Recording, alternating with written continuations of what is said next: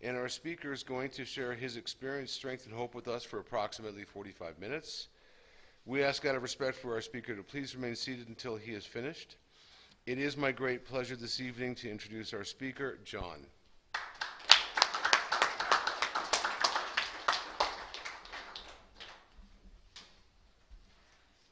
Thank you. My name's John. I'm an alcoholic. And I want to thank Mike for asking me to come and share. This is probably as important or more important for me than it is any of you guys. This has been kind of a weird 6 months for all of us, but I'm really delighted to be here. I haven't been in a group of people this big in 6 months, I don't think, and it's great to be here. Because I haven't been going to a lot of in-person meetings, and not as many, well, just not as many meetings as I have over the years, that I feel like I'm getting a little distant. I'm getting a little distant from some of my friends. I'm not seeing people I know, and I do some Zoom meetings, which is not really the same for me. And the meetings that I go to, a lot of my friends aren't going there anymore. And so I'm finding myself, the bad news is I really like the social isolation part. I'm just not real good at it, you know. I can spend a lot of time by myself, but if I spend too much time by myself, I'm spending too much time with me.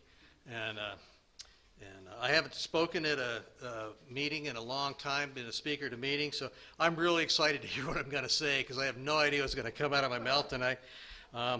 Last time I did a speaker meeting I was doing a Zoom meeting to one of the detox centers here in town, and it was I was speaking over Zoom to some 5 poor souls who were probably 2 days sober going through detox, and it really felt like me just talking to myself in the basement of my house, which it was actually. But so I'm really glad to be here.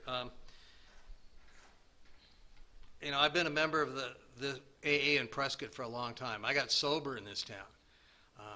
Reality is I got drunk in this town too. I started drinking in this town. I'm one of the few freakish people who was actually born and raised here in Prescott, grew up here. Started drinking here, finished drinking here, drank a lot of places in between, but I had my first and my last drink here in Prescott, and I'm hoping it's my last drink that I've had here in Prescott, and I've been able to spend my entire sobriety here in Prescott. So,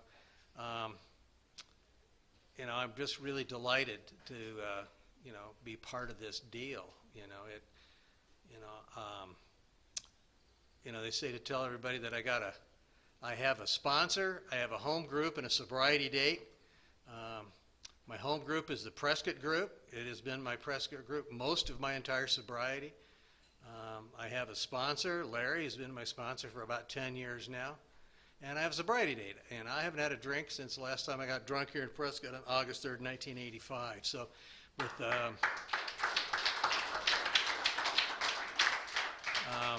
if I can stay sober and alive for the next 2 weeks, I'll have 35 years of continuous sobriety. I would really like to take some credit for that, but I can't. You know, I know what me keeping me sober looks like. You know, like I said, I grew up here in Prescott. I started drinking here, and drank my way through high school. I was one of those guys in high school. I looked pretty good on the outside. I did really well academically. I was one of those guys that could do book smarts, and I was a great student and a mediocre athlete, so I was able to get through high school and had some friends, and I started drinking.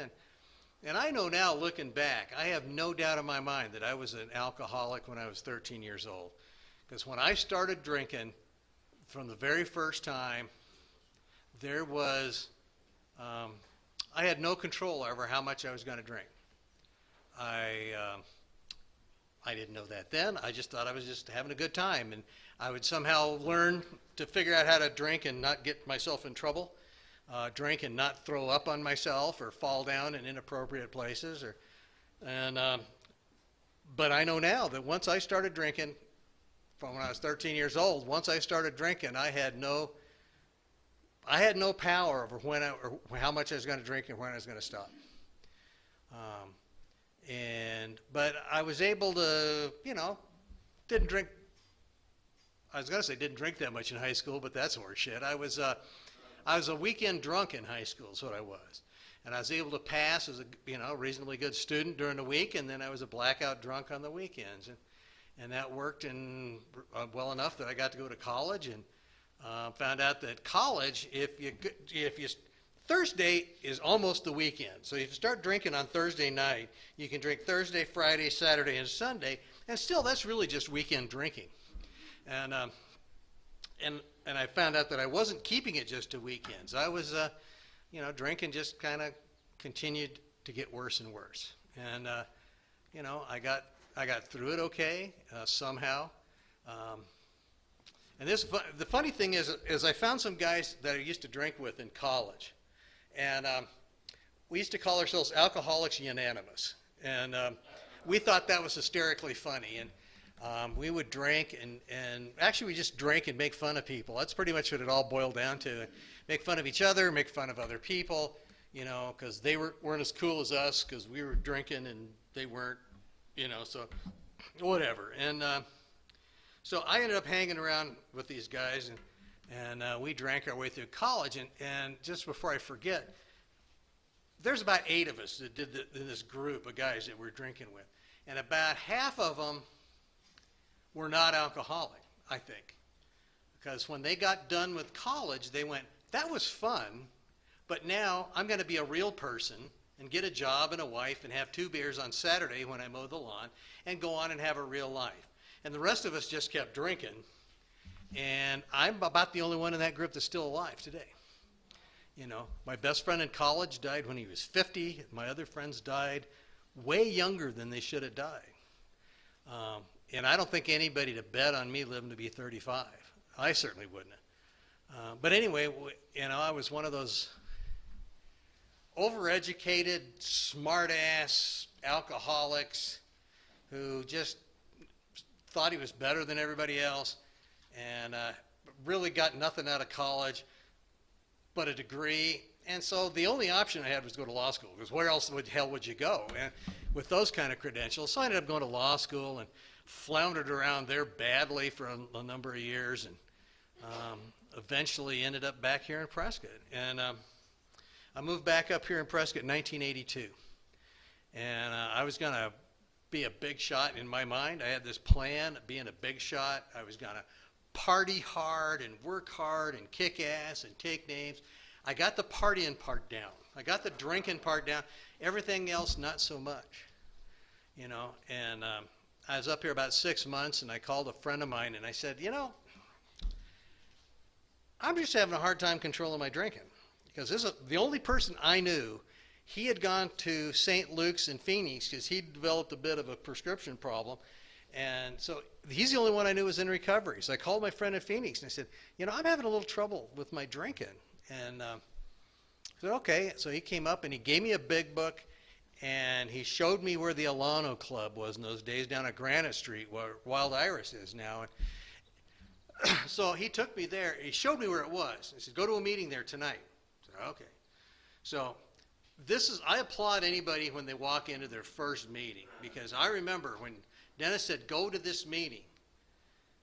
And I'd seen that building, and I'd walked, it was a block off Whiskey Row, and I'd walked in and out of those bars all day long, drunk, and nobody really cared what anybody said. But I didn't want anybody to see me walk into that AA club, And I was scared to death. I walked up and down that block about a half a dozen times before I got the nerve to walk into that meeting. I was scared to death to walk in there. I don't remember why, but I was just scared to death. And I finally walked into that meeting. First AA meeting I ever went into, it was a young people's candlelight meeting. I was so freaked out I thought I was going to bolt and run. But I stuck around for a month and went to, 2 or 3 meetings a week for a month. And for a reason, I don't know. I don't even know how it happened, because I do not remember to this day how I went to those meetings for a month, got the big book, and after that month I started drinking again. And I have no idea how that happened. I have no recollection of how I started drinking again. All I know was that I drank again for the next year and a half. But the jig was up because I knew that I was an alcoholic. I'd been to enough of those meetings, and I had the book, and I knew I was an alcoholic. So any baloney that I had in my mind about not being an alcoholic was gone, you know. So for the next year and a half, I would get drunk. And the next morning I'd get up, and I'd be so hungover I wanted to die. But I had to go to work because I was broke. So I'd get up, and I'd go to work, and I'd sweat beer all day long. I would just be like dying, and I just want to lay down in a cold tile or something. And just all day long, and it's just, okay, I just got to get through today. Just get through today, and tomorrow will be okay. Tomorrow will be okay. I'll just get through today. And I would sit in my office and read the big book. What a wonderful way to spend an afternoon, hungover, reading the big book, you know. And I would read the big book, and I'd go, yeah, that's me. I'm one of those guys. Yeah, I'm not drinking anymore. And then about 5 o'clock, I would get what I called alcoholic amnesia, because I would walk out of my office, which was down in the corner where the candle factory is, across from the courthouse now. I'd walk up the hill past the Hacienda to where I could park my car all day long. So I'd walk up that hill. And in those days, the Hacienda was not this nice, new, tarted up, fancy retro place. It was just old. It was an old, beat-up beer bar there. And I walked up, and they had a vacuum on the front of that son of a bitch. And I'd walk by there, and it would suck me in the door every damn day. And I would walk in there, and I would say, I'll have one beer, or I'll have a Coke, and then I'll go home. I'm going to have one beer, and then I'll go home. Whatever the lie of the day was, I would end up in that bar and forget that 8 hours earlier I had sworn with or a solemn oath that I was not drinking anymore, or not drinking that day at least. And I forgot that every goddamn day. And I would end up in that bar, and I'll tell you my check story. This is for you young guys. They used to have things they called checks, and you could write on them, and they'd give you money. And you didn't have to have money. You just had to have the little pieces of paper. So I would go in there, and in those days, I would write a check for $10 because I figured I'd get 2 beers and have money left for lunch tomorrow. That's how long ago that was. I have 2 beers and have money for lunch tomorrow. Sometimes second or third check of the night, I would keep, you know, but it's always $10 because 20 seemed like a lot when I didn't have any money in my checking account.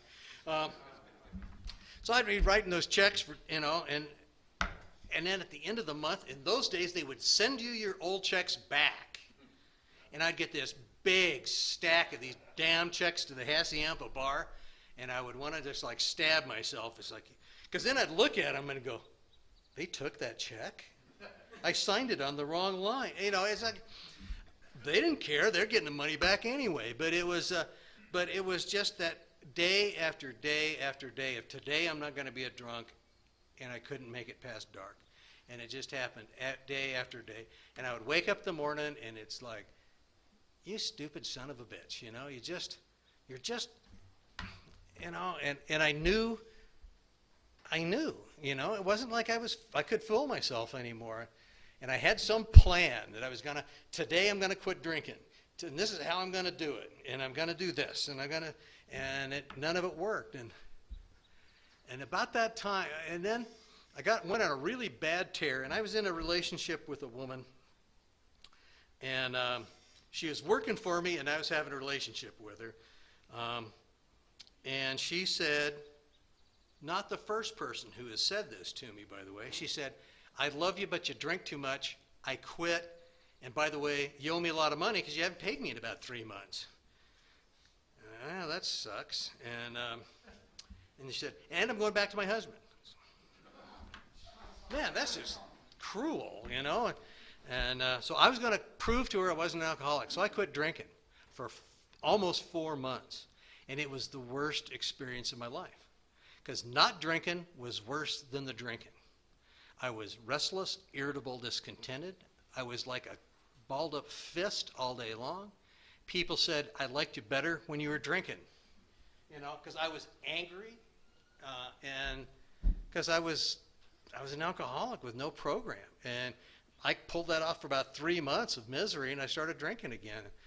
And during this period, this guy started bugging me, a guy named Larry Katz. He's not with us anymore. But Larry Katz who'd been sober about two years at the time and was really gung-ho about the program, somehow knew what I was going through. I don't know how he figured it out, but, saw me going through this, and he would say, there's an easier, come on down, we got a chair for you down here. Come on down to there's an easier way to do this. Like he thought I was going through a hard time or something, And I said, come on down, we got a chair for you, come on, I'll take you to a meeting.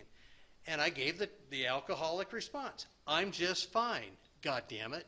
And went on my way until one day I was driving around Prescott and I was drinking beer and I couldn't quit drinking and I couldn't get drunk. I'm just driving around drinking beer in my car and I couldn't make it stop. I just, I knew I was an alcoholic. I knew I couldn't quit drinking. The booze wasn't even working anymore.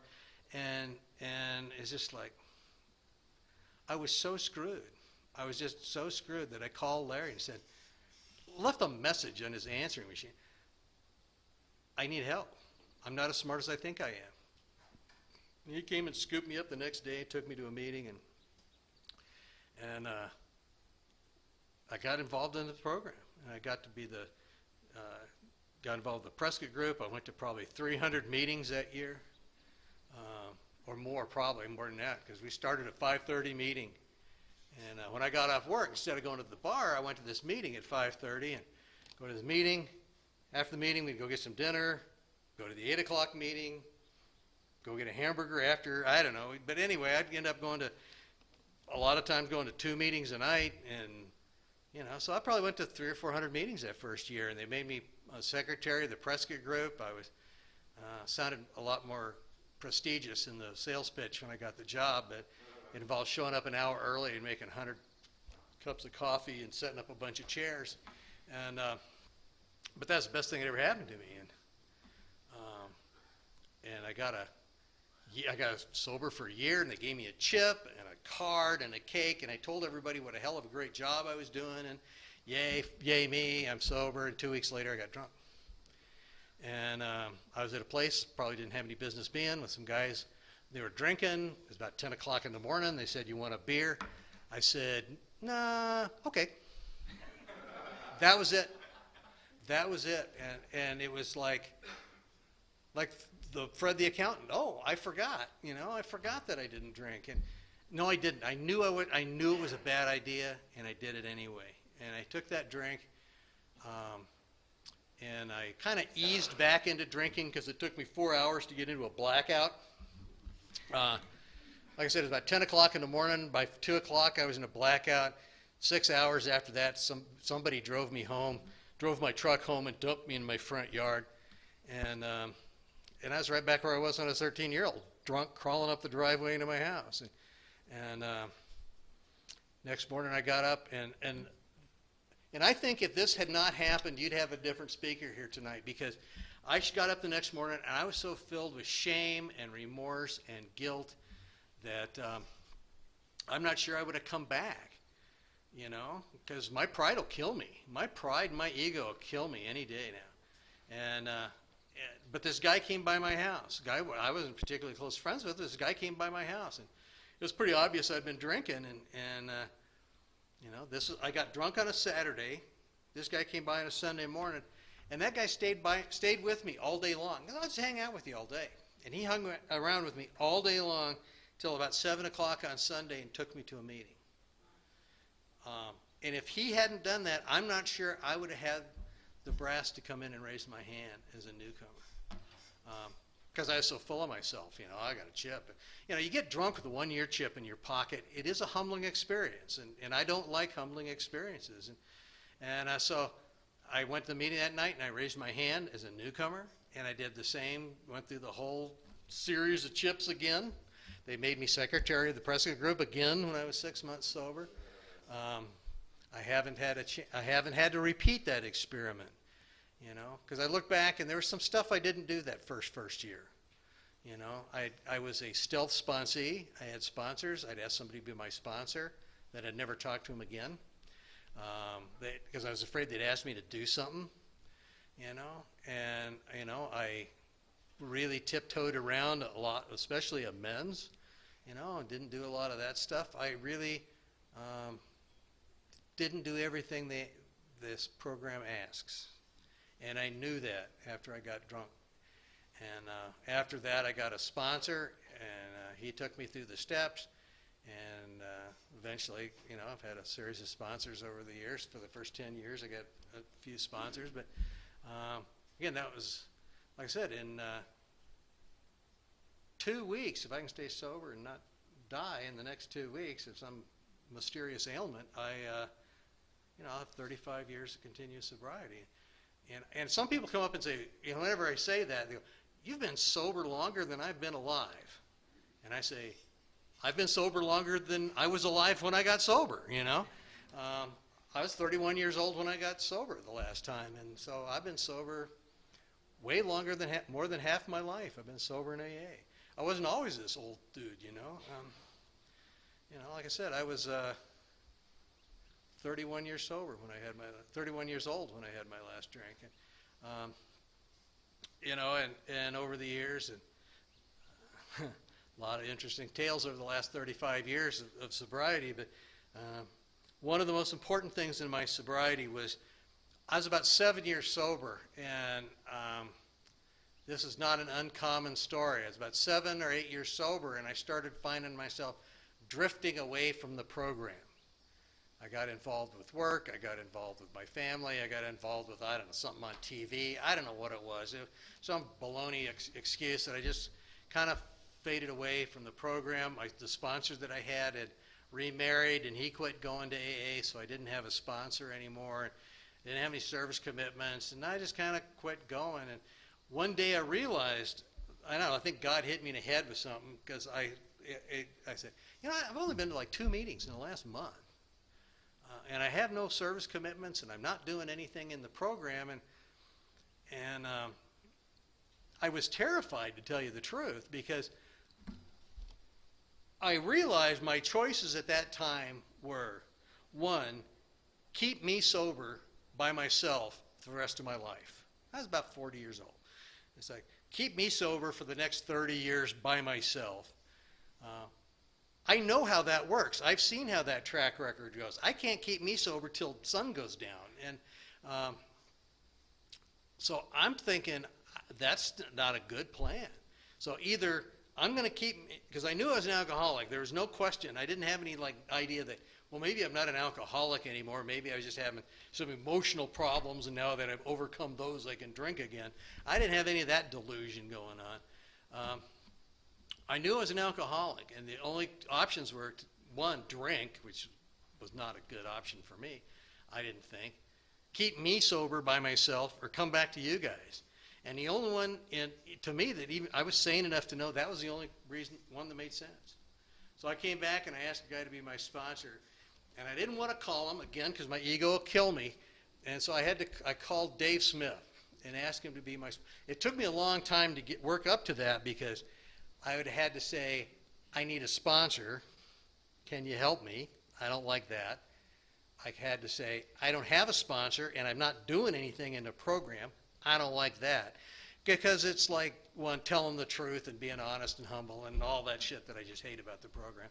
And but I asked Dave to be my sponsor. I said, will you be my sponsor? He goes, yeah. Well, right now I'm sitting with a guy and we're going through the steps together. You come by next Sunday at 4 o'clock and the three of us will go through the steps together.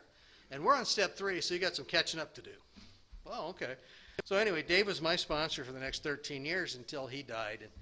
And one of the things he and his wife started, his wife was also sober in the program for a long time.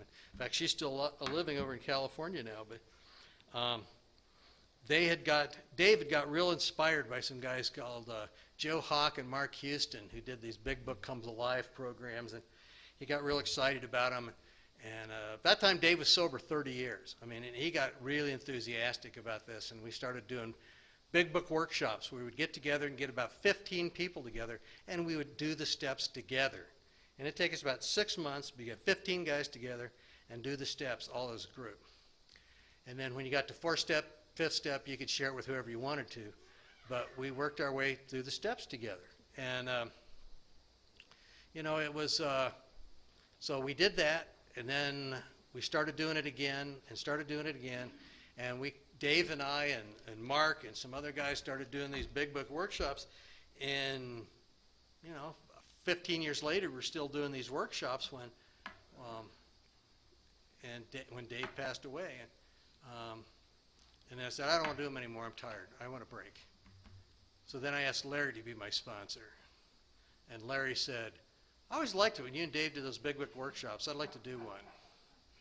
I went, wait a minute. It's like the first thing, you ask somebody to be your sponsor, first thing they say, you go, no. You know, what can I say? Okay.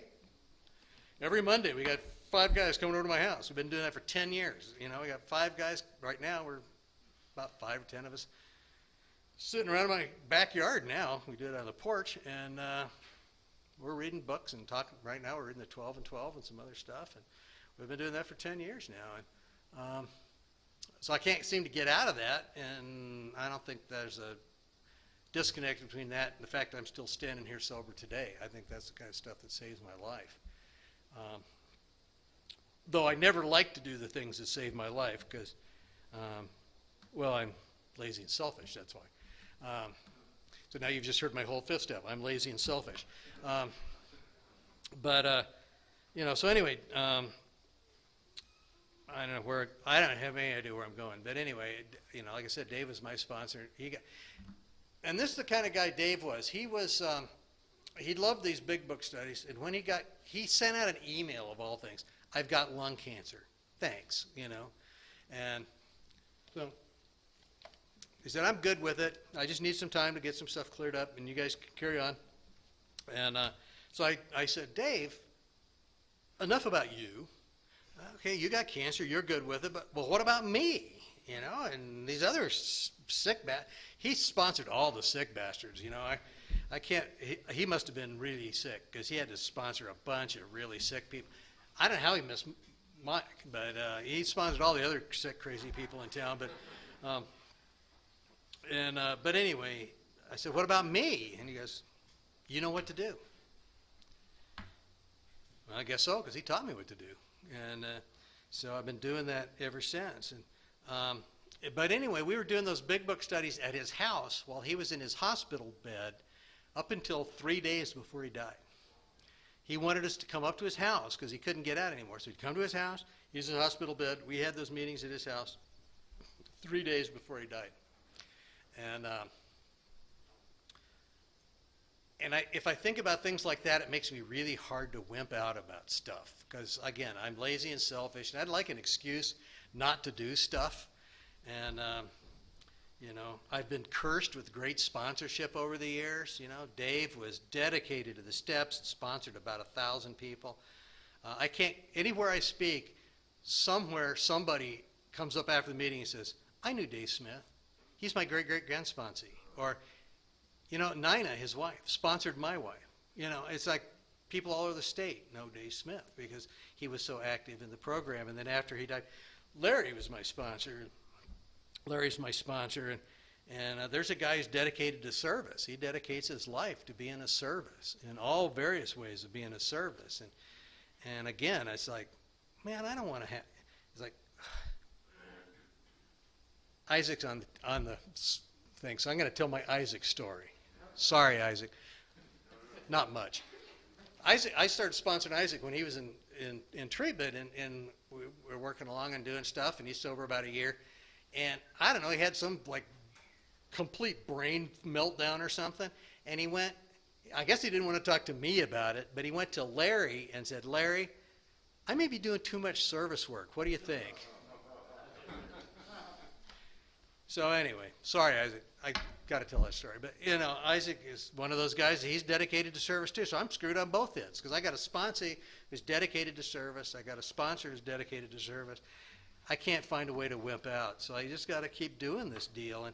And you know, I used to, but like I said, my laziness and my selfishness is only surmounted by my inability to remember what really works. What really works is, one time, for a while I was working in Camp Verde. I was commuting from here to Camp Verde. So I'd have to leave the house at 7, go to work, get home about 6 o'clock. And at the time I was doing a 6:30 Big Book study at my house and you know, on Wednesday. So Wednesday night I'd be driving home and I'd be thinking, God, I'm tired. I've worked all day long. I got this, why me? Why do I have to do this meeting? You know, and I just want to relax. And I'd come home, and there'd be like 5 guys in my carport already when I pulled into my house. So we'd go down to the basement, we'd read a book, and these young guys would be all excited and fired up about recovery, and it's like, oh man, this is great. It's like drinking a triple espresso for me, man. It's just like, I got so charged up with these guys. Thank you guys for coming, man. That just made my evening to have you guys here talking about recovery. And the next Wednesday, I'm driving home going, why me? Why do I have to do this shit? You know, because I can't remember for a week what's good for me. You know, I can't remember for a week that service work saves my ass, that doing service work, trying to carry this message, brings me joy that I get nowhere else. I can't remember that. That's my disease telling me and talking to me that, you know, what I just really need to do is just relax some more and not have all these guys. It's like, and those guys saved my life, you know.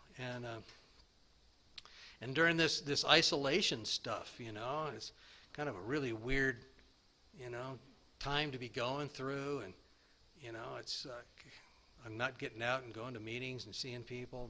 What's saving my ass is just as an aside, I kind of pretty much retired at the beginning of the year. I'm just kind of in the process of retired, and I'm working a little bit, but I'm about 90% retired now, and thinking, what am I going to do with all my time? I got all kinds of fun stuff I can do, you know, entertain me, and you know, this is what I want to do. And in the space of a month and a half, 3 new guys asked me to sponsor them. It's like, oh, I guess that's the answer. I guess that's the, you know, God, what did you want me to do? Well, not that, you know, I don't want that, you know.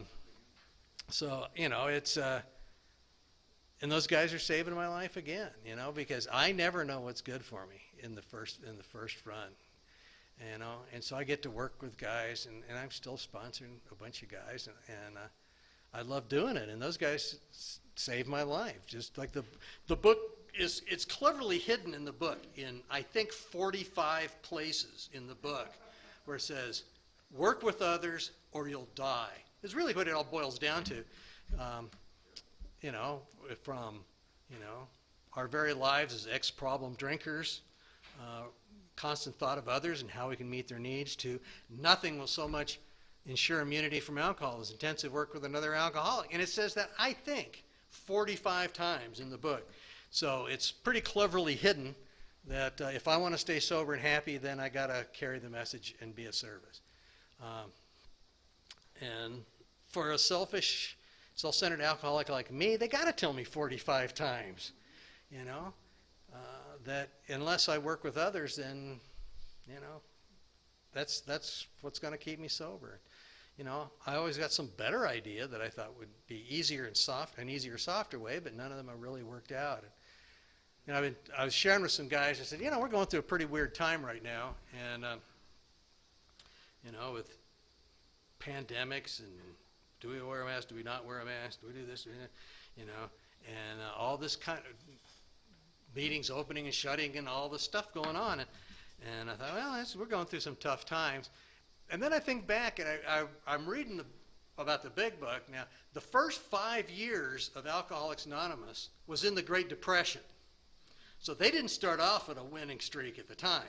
You know, first 5 years, the first 100 guys got sober in the worst depression we've ever had, which was only overcome by the fact that we were in World War II for the next 5 years of the history of Alcoholics Anonymous. So the first 10 years of AA was either the Depression or the Second World War. What am I bitching about, you know? Because it's, and here's the thing, because it all boils down to, for me, is, you know, it's in Bill's story, you know, and it took me years to figure this part out. It said, we abandoned ourselves, he and Lois abandoned themselves to working with other alcoholics. He said, because I couldn't get much work, because he'd burned every bridge badly, couldn't get much work. His physical health was wrecked from drinking moonshine. And he said, I was filled with misery, depression. I almost went back to drinking. My life, he couldn't work. He didn't make any money. His wife's trying to support him. He's got drunks all over the house who aren't staying sober. And he said, but I found when I went to the hospital to meet with a new guy, I was amazingly lifted up. Doesn't say what happened to the new guy. He said he was lifted up. And it didn't say I went to the hospital because I'm such a guru that this guy had to listen to me expound on shit. He goes, I went to the hospital because my ass was on fire and I needed help. So I went to the hospital to work with somebody, not because I'm not out of virtue, but by a desperation. He went to work with a new guy. He said, it's a program that works in rough going. So if the rough going is the disasters of my own making, if it's the rough going of the universal rough going we're all going through now, it don't matter. It's a program that works in rough going. And it's, and that's it. And what I've been saying recently, because, it's like on page 23, and I paraphrase it because it says, there is a solution. You'll hate it. That's what it really says. There is a solution. Almost nobody likes the leveling of our pride, the confession of our shortcomings that's required for successful consummation. Being humble, admitting my faults, being a service when I want to sit on my ass, getting out of my own head. I don't want any of that. That's not my solution. It's like, there is a solution. It's not the one I'd have thought of, my solution would be John gets rich and famous and everybody loves him. And since that works, because no rich, famous, popular athletes or actors ever became alcoholic, it must work. But it's, so I think that there's something out there that's going to fix what's in here, and it's not. It's this deal.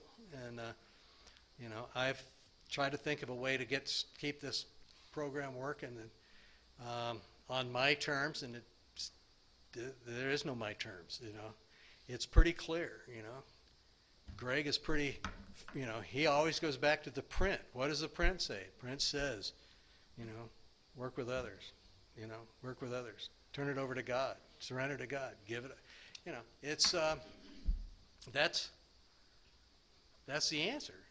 And if that clock's right, I got about 5 minutes. So, or was it an hour and 45 minutes I was supposed to? I know, 3 hours. Yeah. Don't tempt me. Because like I'll usually say it when I'm speaking at this meeting, I get to talk about my two favorite things, me and Alcoholics Anonymous. So I could go on for a long time. Of course, now I completely forgot what I was talking about. But when I got married when I was about 3 years sober, and and somewhere along the line, I realized that my wife was a practicing alcoholic, and you'll have to hear a story because it's pretty fascinating, and I won't tell it. I could tell it. I was sober during the last part of it, so. But anyway, she's never seen me drink. I've seen her drink, so I win. Anyway, she woke up one morning, Memorial Day weekend, 93, 1992, same year as Mike. And Mike always lords his 3 months over her, right? And anyway, she said, I need to go to a meeting. And she said, I need to go to a meeting. And she'd been to meetings as my wife and girlfriend, but never as the person who's the alcoholic. And she wasn't excited about that. But she said, I need to go to a meeting. She hadn't had a drink since. She celebrated 28 years of sobriety in May. So that was not our plan when we got married, for both of us to be in a sober relationship. And she sponsors, I don't know, everybody. Is it, she sponsors people who sponsor people who sponsor people. And, so she's one of those people that's just active, and she sponsors a lot of women. And I get pretty much all the program I need when I walk through the living room. I'll be walking through the living room, she'll be on the phone, and I hear her say, oh, you have a house. You got a job. oh, you got food in your refrigerator.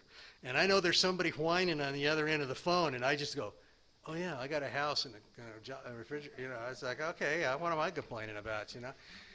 So I just hear her half of the conversation. That's usually what I need to hear, you know, because she's dialed in and she loves this program.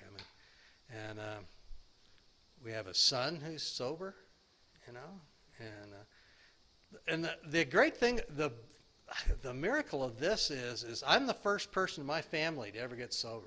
The alcoholics kick pretty fast in my family. My dad died at 56 from drinking.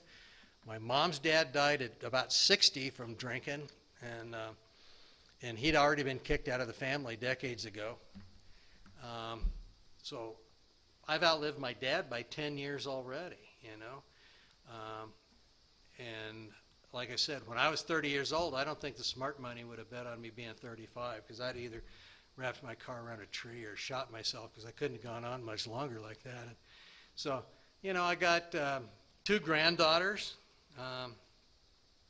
who've never seen me drink, never seen their nana drink. You know, they're growing up in a house where there's not drunken insanity going on. That hasn't happened in my family or my wife's family in 100 years. I mean, we've had 100 years of alcoholic chaos and misery, and we don't have that. We're sober in our home today, and it's the exact direct result of Alcoholics Anonymous. You know, I'm sober today by the grace of God in this program. You know, like I said, on me keeping me sober, I could make it till happy hour on a good day. You know, and I guess get to keep hanging around with you guys, and just to be a part of this deal is pretty amazing. So I'm really grateful to be here. This is what I really needed. So I really want to thank Mike for asking me. So that's all I got. Thank you.